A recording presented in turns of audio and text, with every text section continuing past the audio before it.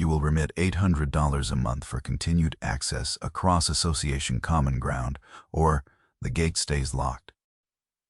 That was Diane Pruitt, president of the Stone Ridge Meadows Homeowners Association, standing at the foot of my own gravel lane with a clipboard pressed to her chest like a breastplate. The common ground she meant was a 40-foot strip of dirt and crushed rock that ran from the county road to my workshop, and the house behind it. My house, my lane. The strip she was renting back to me had my name on the easement, and the easement had been recorded at the county 41 years before her husband ever drew a line on a subdivision plat. What Diane did not know, what she never once bothered to check in the 18 months she spent escalating, was that I was the man who surveyed that strip. I set the pins, I drew the plat. I walked it to the recorder's office myself in the spring of a year she was probably still in grade school, and I watched the clerk stamp it into the book.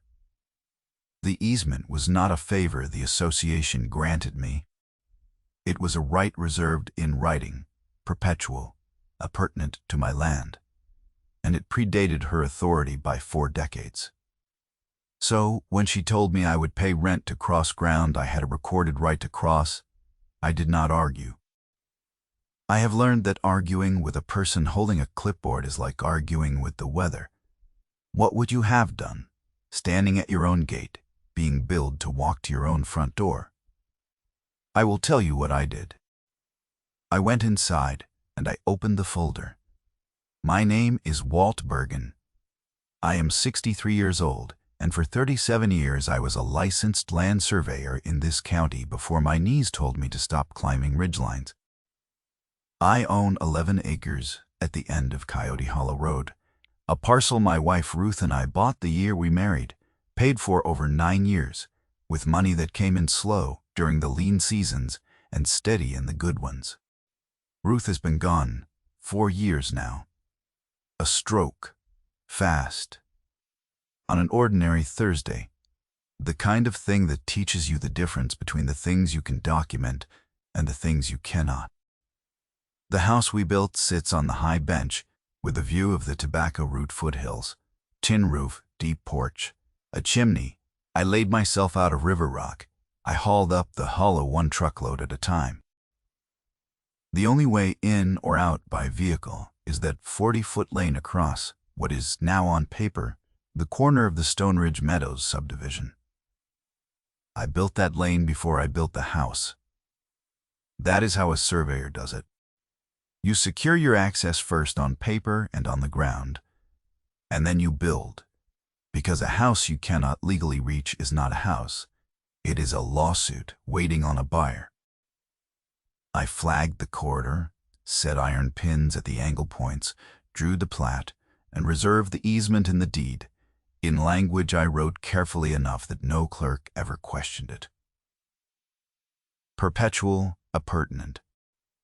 Ruth typed a legal description on a borrowed machine because my handwriting was no better then than it is now. The developer who platted Stone Ridge 12 years ago knew about my easement. He had to.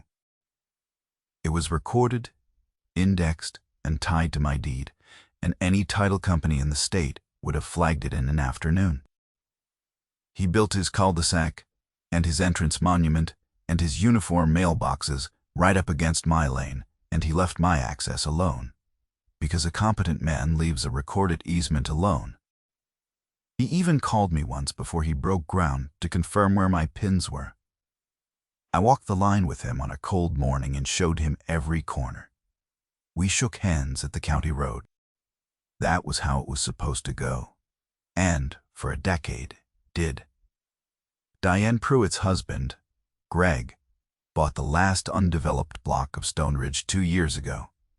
11 lots, plus a remnant parcel the original developer never finished grading.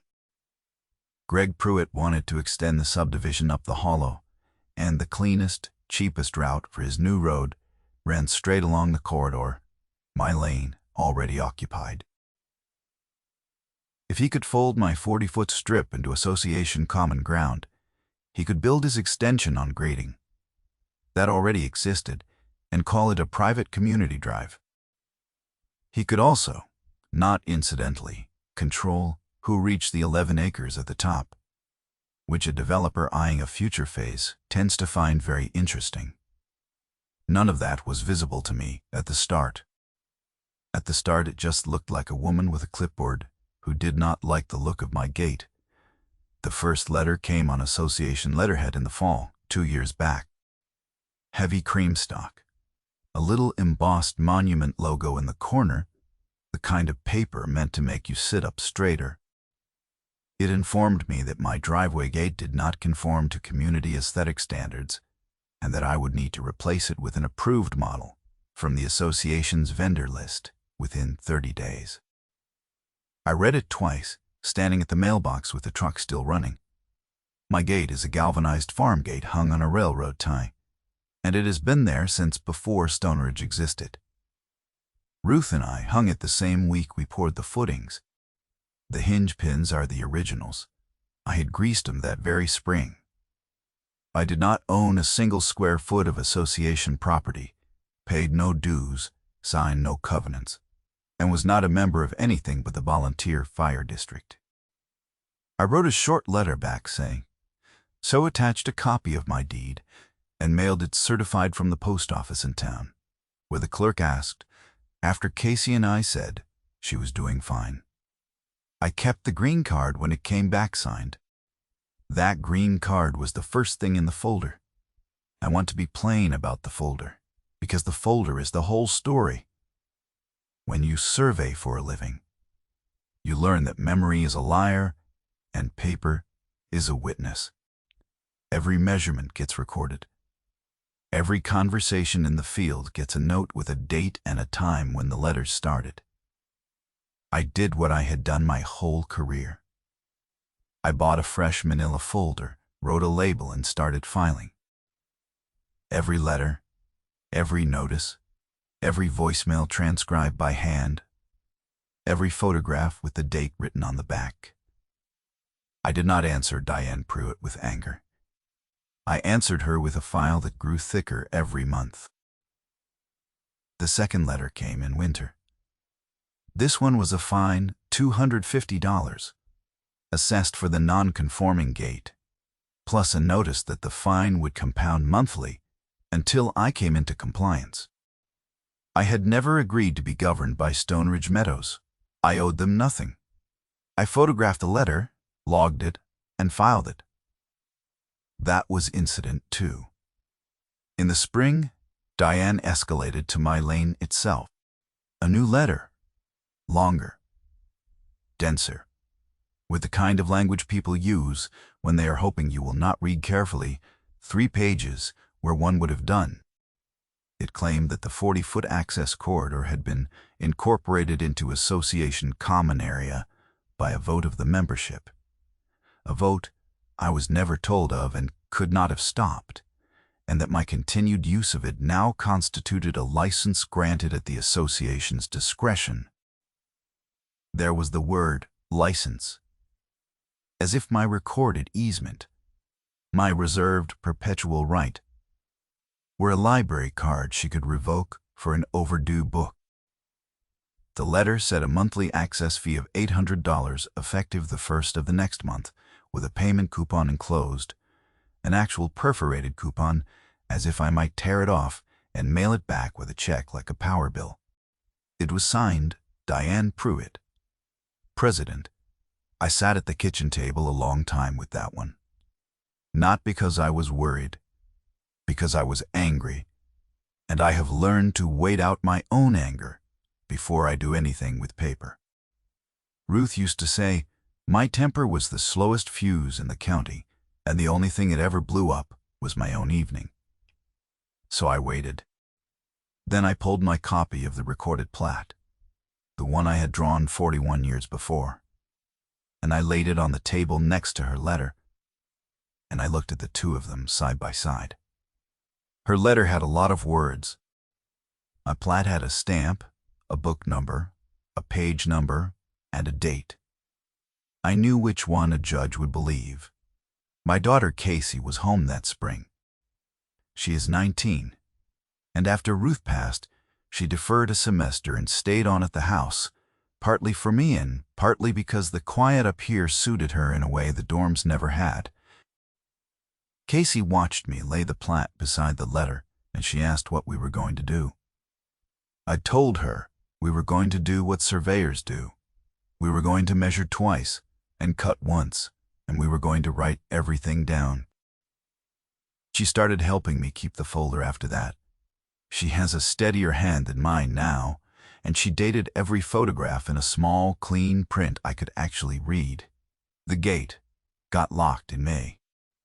I drove down one morning to find a heavy chain and a brass padlock looped through my farm gate and a laminated notice zip tied to the rail. The chain was new, the galvanizing still bright, run 3 times through the gate and the post, and cinched so tight the links had bitten into the wood. The notice was printed in a font somebody had chosen to look official, suspended, pending payment of accrued fees, now totaling $1,100 with the first month's rent added to the gate fine. $1,100 to cross my own recorded easement. I stood there in the morning, cool with my coffee going cold in my hand, and a meadowlark working somewhere down in the Pruitt grass. And I did the only sensible thing. I set the coffee on the post. I photographed the chain, the lock, the notice, and the gate from 4 angles, close and wide. The way you shoot a corner monument so no one can claim later it was somewhere else. I noted the date and the time in the small notebook I keep in the truck. Then I drove back to the house, and Casey met me on the porch and asked why I was already back, and I told her they had locked us in. She said, "Can they do that?" And I said no, they could not. And I went to the shop and got my bolt cutters off the wall. She rode down with me. I cut their chain off my gate in 2 clean snips, because a man does not need permission to open his own gate, and Casey photographed me doing it, so there would be a record that it was their chain and my gate, and not the other way around. I left their cut lock and chain coiled neatly on the association's side of the property line, and photographed that too. I did not throw it. I did not keep it. I documented it and left it where it lay. That was Incident 5. The first time I saw what was really happening was at the county building in June.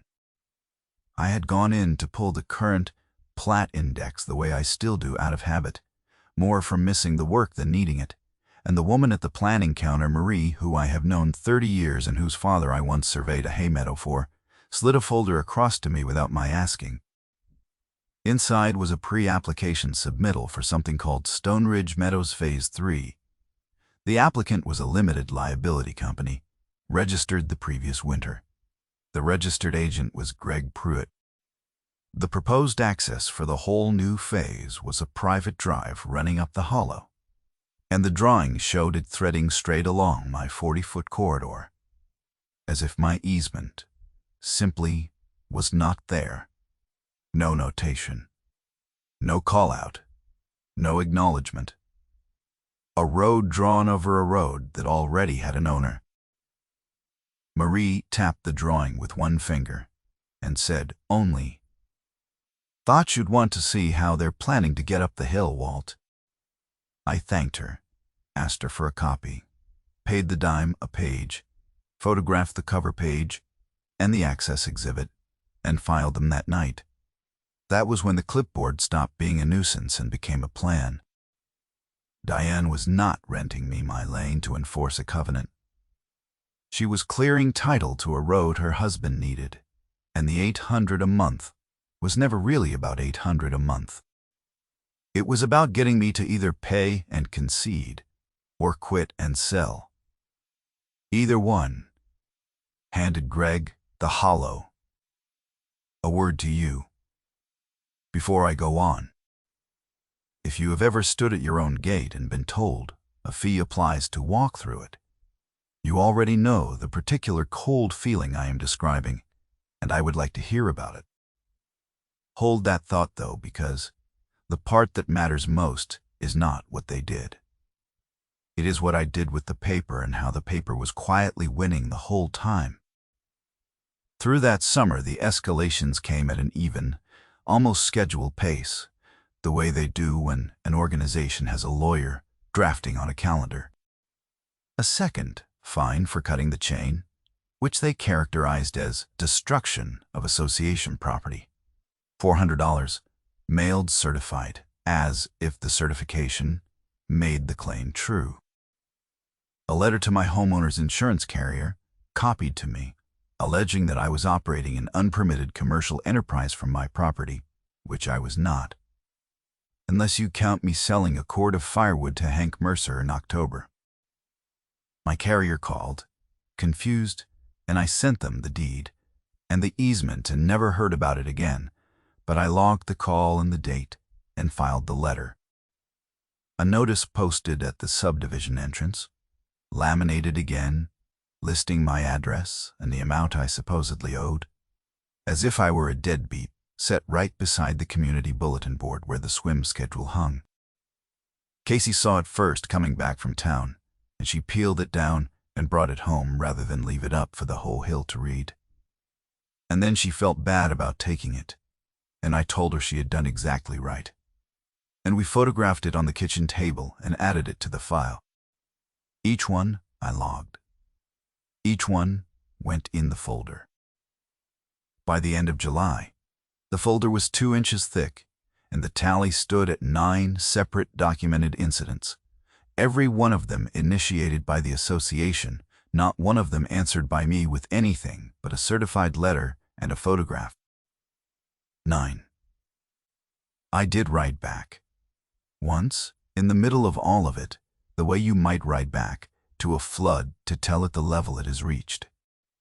I sent the association a certified letter, enclosing a certified copy of the recorded easement, with the book and page number circled, and one sentence: "This is a recorded perpetual easement appurtenant to my deed, and the association has no authority to charge a fee for its use." I kept the green card. They never answered it. They simply sent the next fine. That told me everything about whether facts were going to slow Diane Pruitt down. They were not. She had decided the strip was hers, and she was going to keep deciding it, until someone with a robe told her otherwise. The neighbors are the part of this I think about most, because the neighbors were not villains. They were people who had bought into a subdivision and trusted the woman with the clipboard to tell them the truth. Diane told them my lane was association land that I was squatting on. She told them at the annual meeting, which I was not invited to and would not have been welcome at, that the access corridor belonged to all of them, and that I was refusing to pay my fair share. A few of them believed her enough to give me hard looks at the county road, a man slowing his SUV to stare, a woman at the mailboxes who turned her back. One of them did not. His name was Hank Mercer, a retired diesel mechanic, 3 lots down, a wide, slow man with grease worn permanently into the creases of his knuckles. And one afternoon in August, he drove his old flatbed up to my gate, let it idle rough the way those old engines do, leaned out the window, and asked me straight if it was true I was stealing the association's road. I told him no, that it was my recorded easement, older than the subdivision, and that I would show him the plat if he wanted to see it. He shut the truck off. He came in. I poured him a coffee he did not ask for, and laid the plat on the kitchen table and turned it so it faced him. He looked at the stamp and the date for a long minute, tracing the corridor with a thick finger, and then he said, "She told us it was a gravel road the HOA built." I told him it was a road I built the year his truck was new. Hank looked at the date again and did the arithmetic, and his jaw worked once. Then he said something I filed away as carefully as any document. He set the coffee down and said 3 other folks on the lower lots had gotten letters too, fees and fines, for things that did not sound right: a fence too tall, a shed too close, a boat parked a day too long, and that the developer's wife had been collecting on every one of them all year. "She's papering the whole hill," he said. "I just figured it was rules. I didn't figure it was a till." He said he would swear to that if it ever came to it, that he would stand up in any room they wanted and say what he had seen. I wrote down what he said, the date and the time, while he watched me do it, and he nodded slow like a man who understood why. That was the first ally, and I did not even have to ask.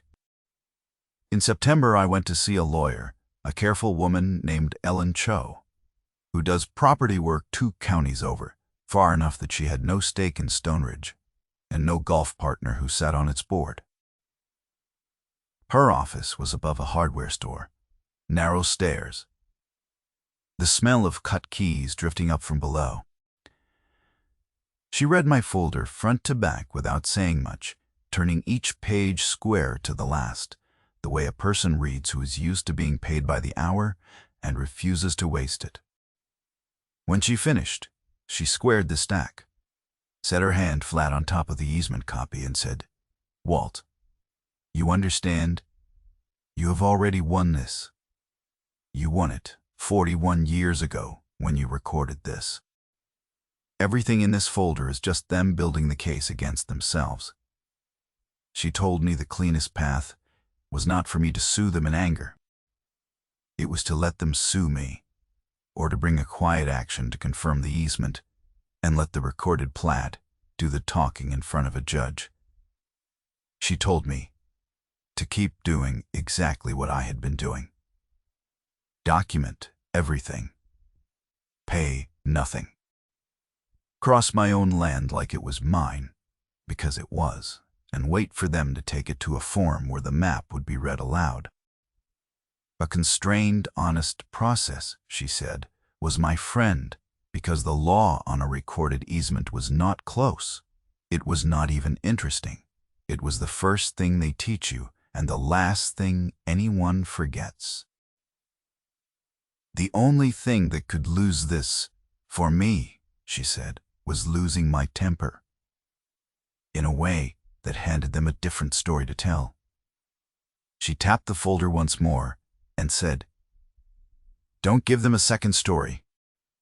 I paid her for the hour and drove home, and I did exactly that.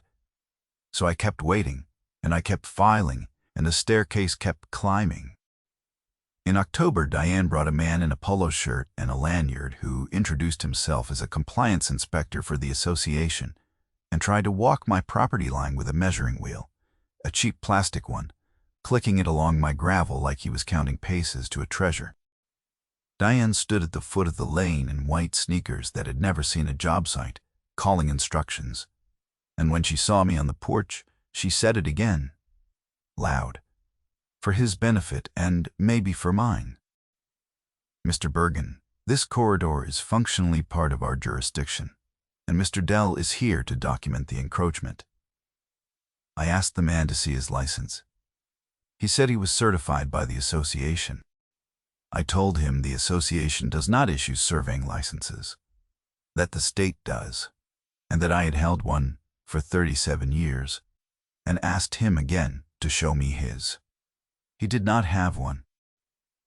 I told him he was standing on private land and asked him to leave, and I recorded the whole thing on my phone from my own porch, calm as a Sunday morning, the meadowlarks going the entire time.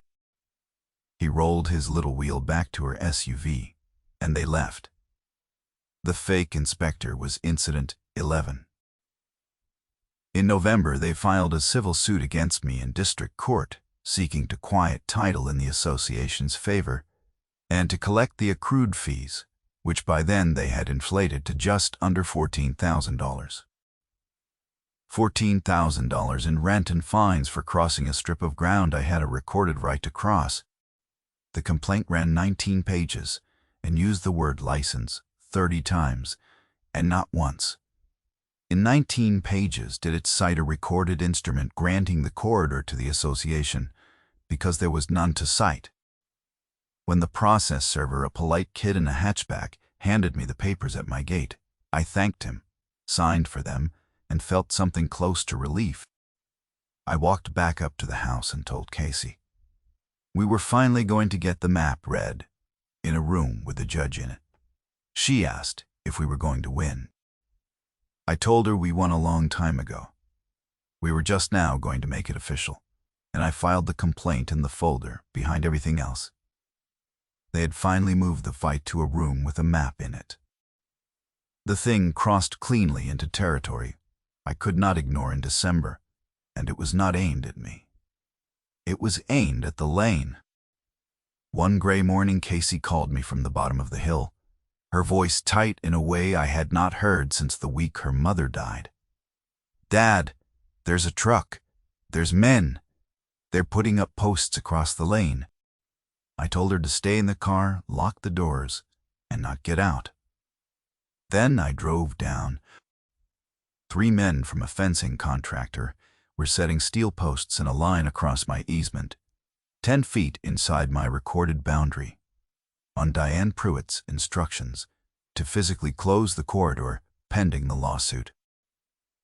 Casey was parked 20 feet back with the doors locked, exactly as I had told her, watching them through the windshield with her phone up, recording. My girl had the presence of mind to record. I was never prouder of her and never angrier at them than in that 1 minute. I did not shout. I have found that shouting is just paying interest on a debt you will regret later. I walked up to the foreman, a young man with sawdust on his sleeves, who looked like he would rather be anywhere else on earth, and I asked him if he had a permit to set posts in a county-recorded easement. He blinked and said he did not know what I was talking about, that he was told to fence a property line for the homeowners association. I told him the strip was a recorded perpetual easement, that the matter was in active litigation in district court, and that if he set one more post, he would personally be named in it, alongside everyone who hired him. I showed him the recorded plat on my phone, the stamp and the date plain, in the cold morning light, my finger on the 40-foot strip right where his posts were going. He looked at it the way a working man looks at another working man's paperwork, which is to say he believed it, because it was real and the thing in his hands was a phone call. He called his boss. His boss called Diane. Diane, on speaker. Loud enough that Casey caught every word of it on her recording from inside the locked truck, said the words that I think a judge would later find more useful than anything else in the whole file. She said, "It does not matter what his little map says. That corridor is functionally part of our jurisdiction, and he will pay for access or he will walk."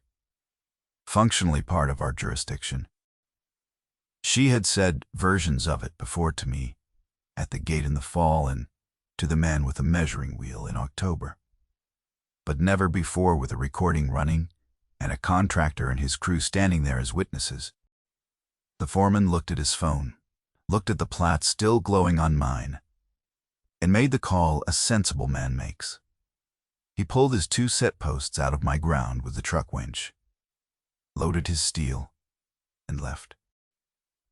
3 steel posts, set and removed inside an hour. That was incident 12, and it was the one that crossed the line, because closing a recorded easement under color of an authority you do not have. Casey did not stop recording until the contractor's truck was out of sight. And that night, she saved the file to my computer and to a second drive, and labeled both with the date, because by then she kept the folder almost as well as I did, and in some ways better. The trial was set for a Tuesday in March, 15 months after the first clipboard. I had a lawyer, but Ellen and I had agreed I would testify plainly and let the document do the work. Because the law of a recorded easement is not an argument you win with eloquence. It is an argument you win with a book and a page number. The courtroom was the small one on the 2nd floor of the county building. the same building where I had walked the plat to the recorder 41 years before. Diane Pruitt sat at the plaintiff's table in a cream-colored blazer with her clipboard set in front of her like an exhibit, though the court had its own exhibits, and hers was not among them. Greg Pruitt sat in the gallery behind her in a sport coat, checking his phone. Hank Mercer sat 3 rows back, with his cap in his hands. Casey sat beside him.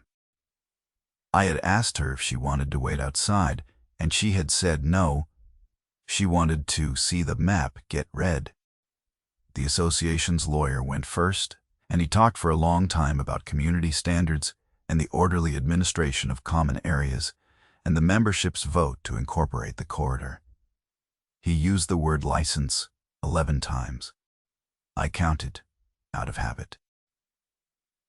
He put Diane on the stand, and she explained, with the patience of a woman explaining something to a child, that the association had simply formalized what was already true, that the corridor served the community and therefore belonged to it, and that I had refused every reasonable opportunity.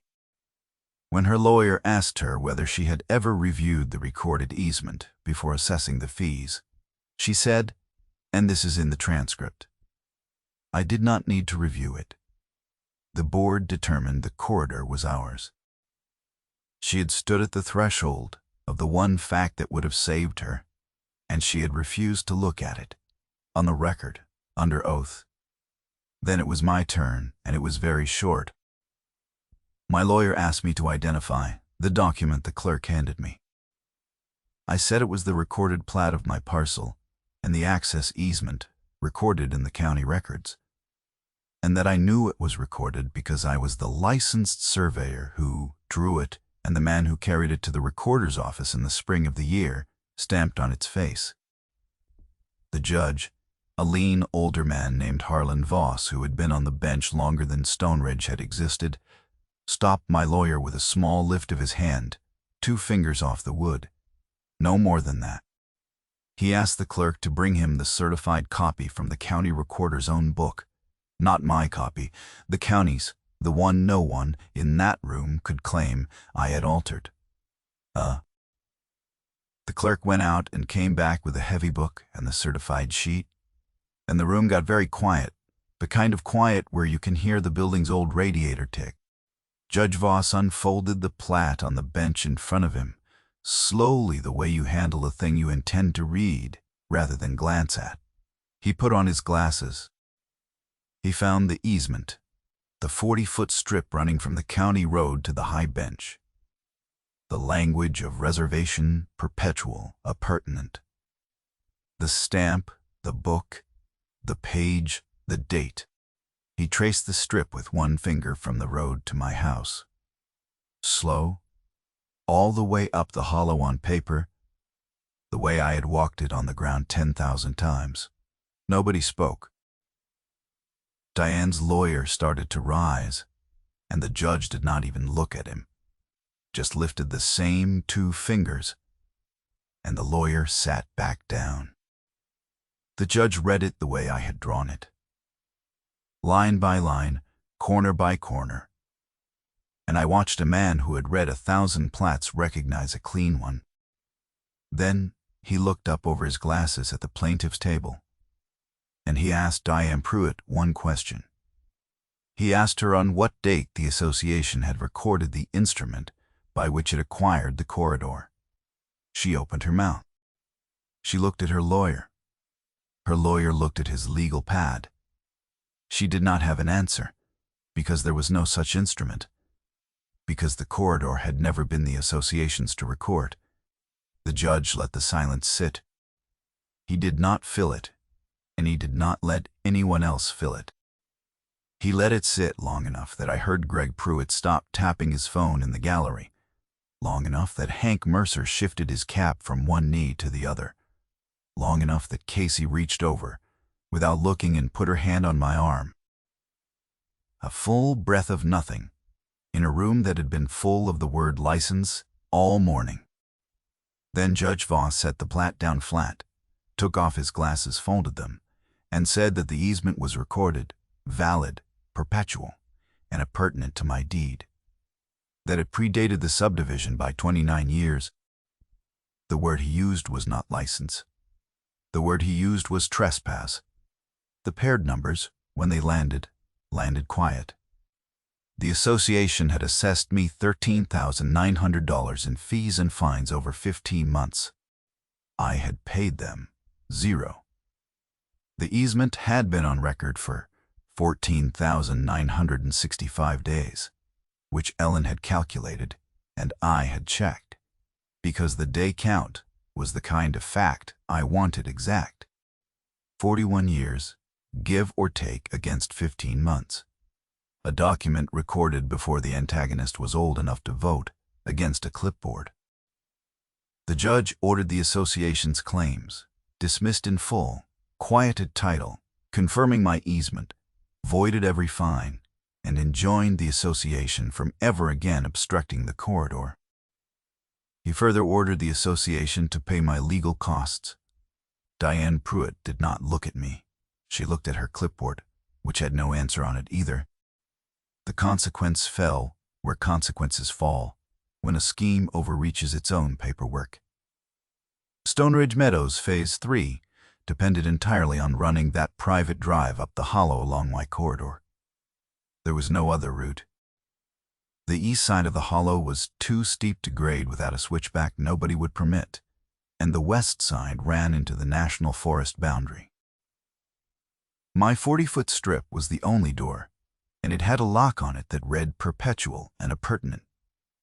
With the easement confirmed as mine, exclusive and perpetual, Greg Pruitt's access route evaporated. The county planning office, which had only ever held a pre-application, sent the LLC a letter noting that the proposed access crossed a confirmed private easement and could not be approved as drawn. The phase did not die because I fought it. It died because it had been built on paper, on a road that was never theirs, and the moment a judge read the map, the whole plan had nowhere to go.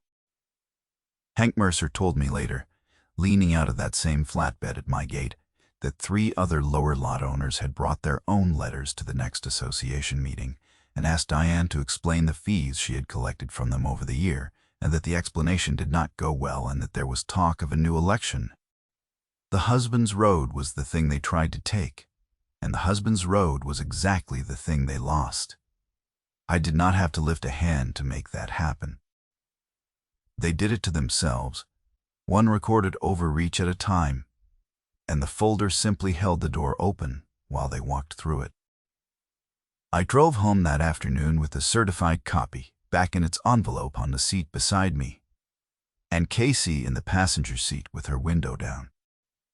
She did not say much until we turned up the lane. Our lane. The gate standing open the way it always had before any of this started. Then she said, "Mom would have liked watching that judge read the map." I had to wait a minute before I could answer her. Ruth and I had walked that strip together the summer we bought the place, before there was a house on the bench, when it was just a line I had flagged and a promise that we would build at the top of it. I told Casey her mother had read that same plat across the same kitchen table the night we recorded it, and that she had run her finger down the easement, just like the judge did, and said it was the best line I ever drew. We pulled up to the house.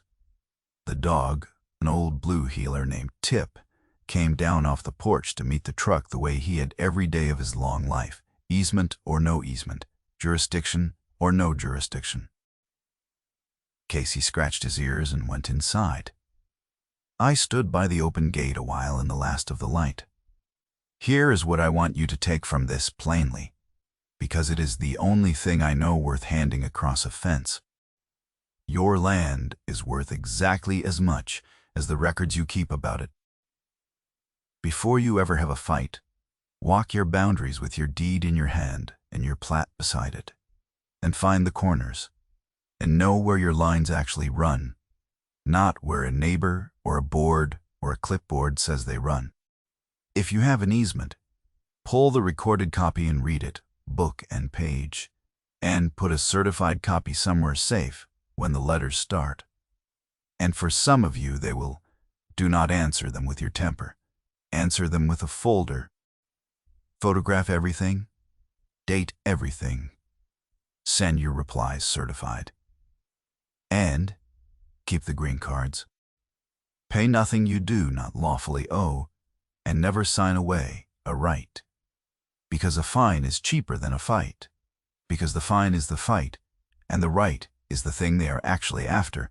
File the records request. Verify the deed against the ground. The slow, honest machinery of recorded title is on the side of the person who can produce the map, and it does not care how loud the clipboard is. The universe is just for those who keep records, and now you know how to be one of them.